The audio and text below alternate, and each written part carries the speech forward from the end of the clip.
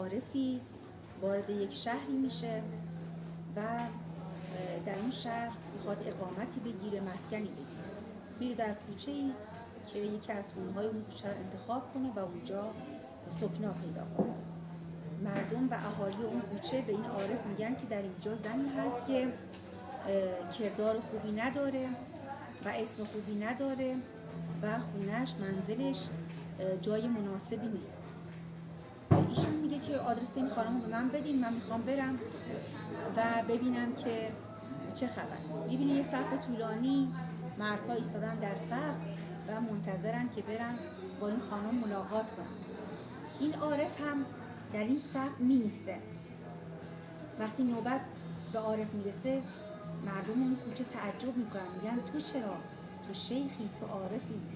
عارف به شوخی به مردم کوچه میگه که خب شما دل دارید، منم دل ندارم، منم مثل شما دل دارم، اجازه بدین در این صف بیستم.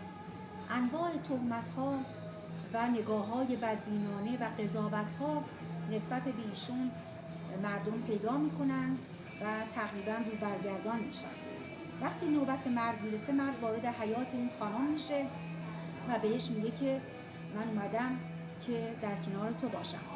اون خانم بهش میگه شیخ، این کسانی که اومدن و با من معاشرت دارن اونها انسانهایی هستن که آلوده به گناه هستن، ولی من حیفم میاد که شیخی همچون تو، انسان برجسته همچون تو بخواد آلوده بشه. شیخ میگه که مرحبا بر این غیرت و حمیت تو، اگر اشکالات داری، گناهکاری، اما انسان با غیرتی هستی و من میخوام در حق تو یه لطفی کنم. شیخ ردای خودش رو در میاره و به اون زن میده و میگه لباس منو برتن کن و رو به قبله میسته، نماز میخونه و به درگاه خدا دعا میکنه.